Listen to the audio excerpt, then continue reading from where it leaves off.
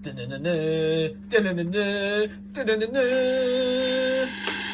TV. How do they, guys, and welcome back to Edgar TV. And today what we're going to do is going to just summarise the season. We're going to have a look through it, the highs, the lows, the ups, the downs, and see what we've got to do to keep the improvement going and to keep moving forward next season. Now, I've just looked at the world rankings. I will be starting next season as the world number 57, which is a career high for me, being world number 57. So progress being made all the time, which is all I can ask for. Now, this is a tough video. I've thought about this video and I thought, how do I approach it?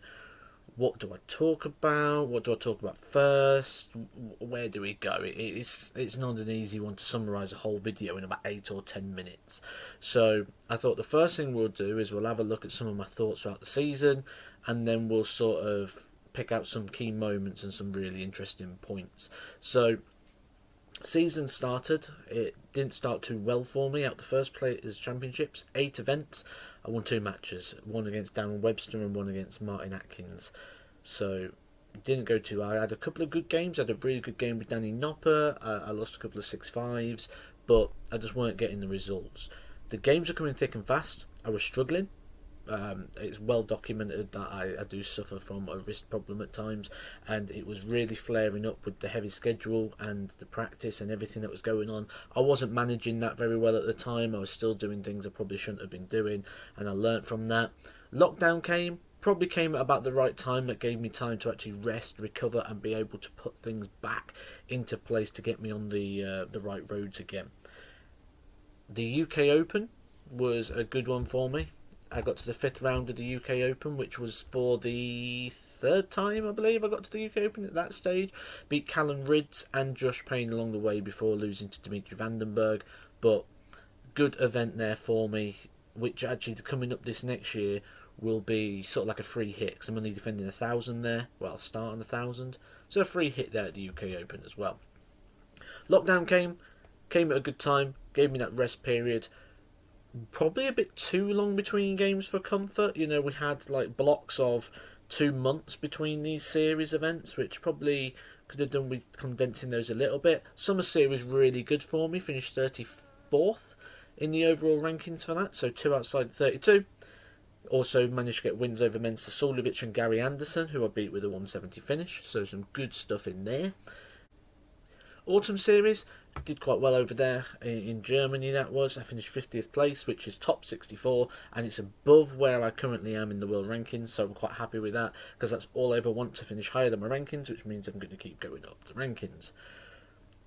Broke my old rule. Now, I always say, if there's a big event coming up, which the winter series was a big event for me, do not play the qualifier beforehand. Played the Grand Slam qualifier.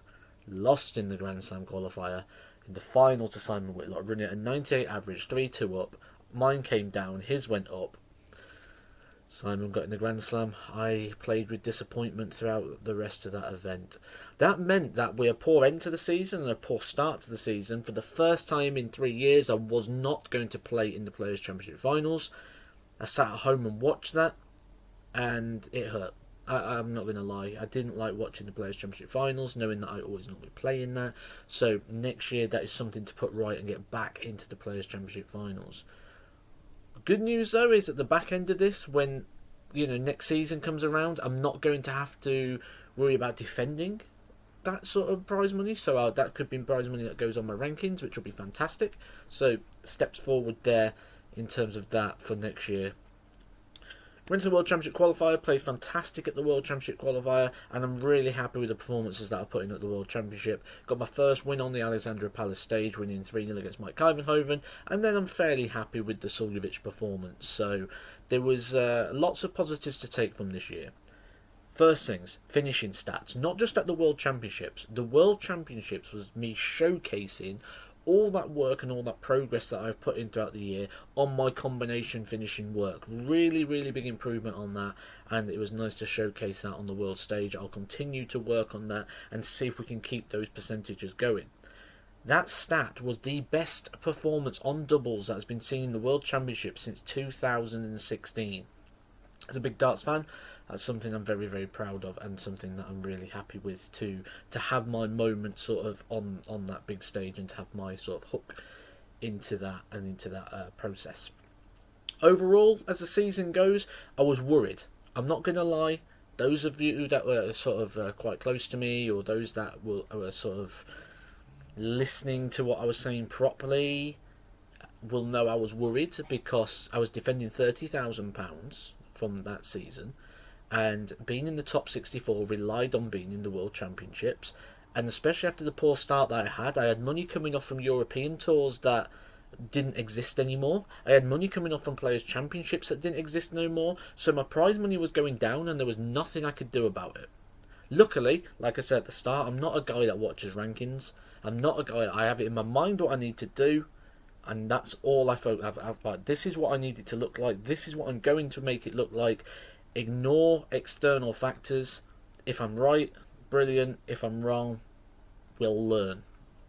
And so I had it in my mind what I needed to do, and I did. So we've moved up to 57, which gives a bit of a cushion now from them next spaces, and sort of dropping down a little bit. So I was worried, like I say, about that, and to keep the card again. That's the 4th consecutive year now that I've had a tour card. It's going to be my 8th season as a PDC tour card holder, but the consecutive years are what you want. You know, it's okay getting to Q School and getting back and yo-yoing like I was before, but this is the 4th year in a row now that I've had a card, which again fills me with more confidence that this is where I belong and this is where I should be, because I'm still there. You know, I'm playing with the best players in the world, and I'm inside that top 64. So again, that's where I want to be, top 64. If I can move up a bit more now, if I can get a 4 in front of my name, 40 something, that would be a good step forward. Now, I will do a video to sort of highlight what I'm looking to do this next season, what sort of my goals and my aspirations, and everything that I'm looking to do with that. But in reality, I'm not really defending much, especially on the European circuit. So for me, the 2 big targets in order to make progress have to be the European circuit, COVID permitted that goes ahead, and the UK Open, which I've already mentioned I've kind of got a free hit at due to the fact that I start on what I'm defending. So there's a couple of events there that I've got some free hits at. So we'll see how we get on with those. All in all, guys, really happy with the season. I think I've made a lot of progress. The averages now, my Pro Tour running average was about 90.5, which is a step forward again. So my personal stats, my personal data, everything on that side of things is moving forward. So we've just got to keep that going. And like I say, it's a 10-year plan. Judge me at the end of that, not at the start of it, but we're making progress all the way through. I hope you've enjoyed this video, guys. If you do want to see what my goals are and all those sort of things, hit the subscribe button. I'd love to get to 15,000 subscribers by New Year, which is in a couple of days' time. So if you haven't yet done so, take a look underneath. Even if you watch the videos all the time, just check if that button's been pressed. If you haven't, hit that subscribe button, guys, and I'll catch you soon for some more Edgar TV.